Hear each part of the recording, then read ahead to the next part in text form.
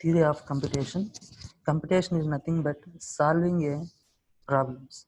Generally, problems will solve by the help of any programming language. Okay. Here, what is the theory behind to solve a problem? We will discuss. Generally, there are three theories. One is automata theory, computational theory, and complex theory.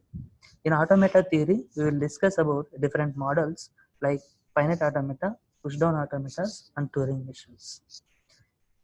In the case of computational theory, we will discuss which problems are going to be solved, which problems are not going to be solved. There are few problems we cannot able to solve. So we will discuss about those categories. In the case of complex theory, problems which we will solve comes under whether complex problems or normal problems.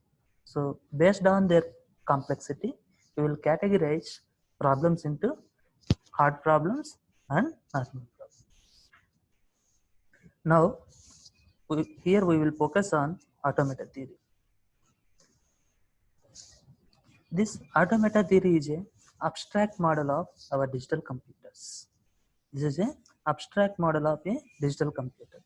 It contains input tape, storage area, finite control, and control rate. This finite control is responsible to control the control head. Control head is used to read input symbols from the input tape. Within the input tape, we will store the input data. By the help of control head, at a time, we will read only one symbol. Okay. By the help of this control head, by the help of this finite control head will move either forward or backward or stay within the same state. This storage is used to store the intermediate results.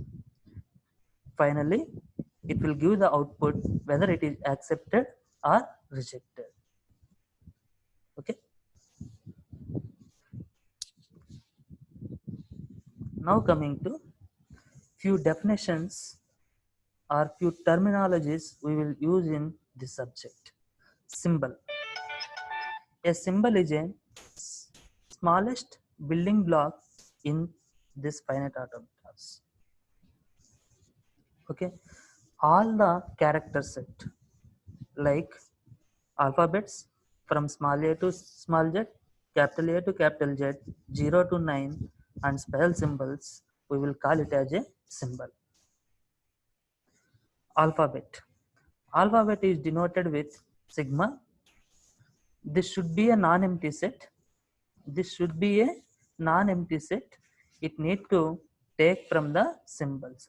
For example, if you consider 0, 1, this should be a finite. It means within this alphabet, there should be a finite number of symbols, and those symbols should take from collection of the symbols.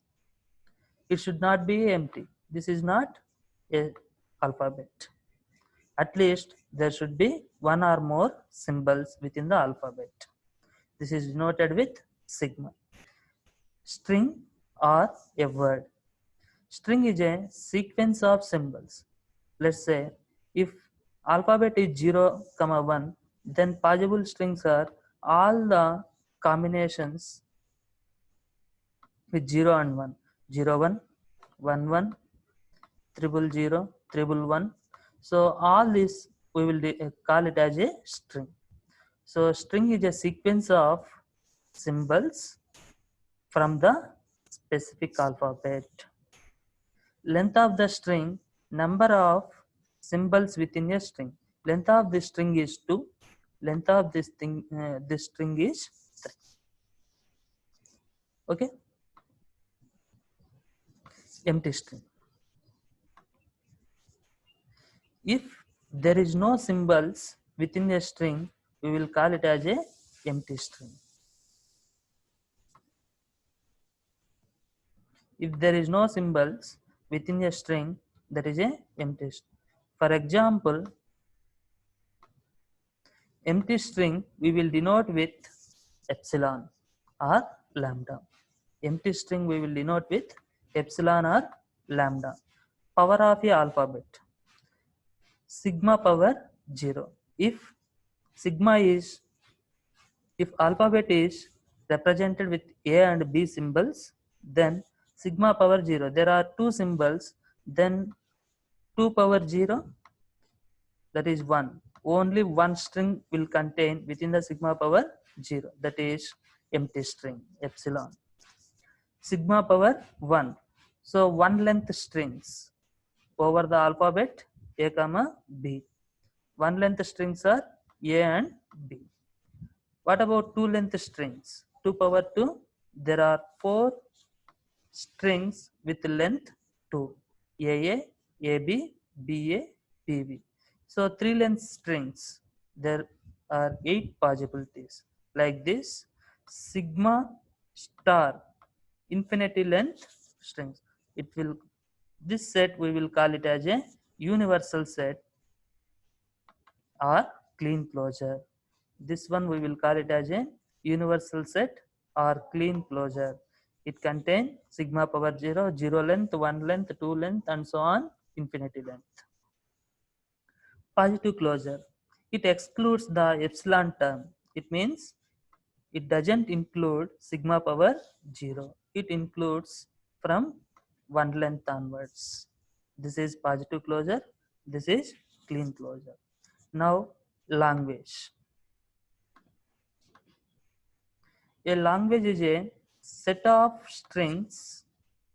A language is a set of strings chosen from sigma, chosen from a clean closure of that alphabet. A language is a set of strings chosen from the clean closure of an alphabet.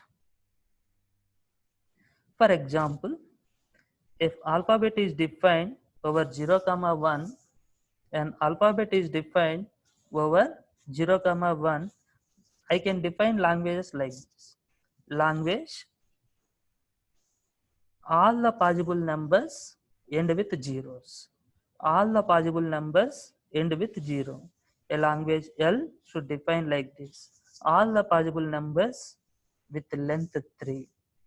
So languages are categorized into finite languages and infinite languages.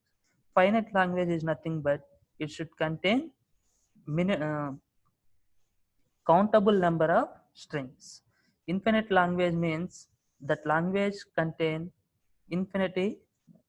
We cannot able to say this many number of strings. For example, here numbers end with 0. So this is a infinite language. Why means there are so many strings that will end with 0, 0, 1, 0, 1, 0, 1, 0, 1, 1, 0. So like this, there are so many possible combinations are there.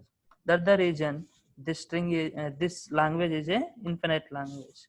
But coming to with language numbers with length 3,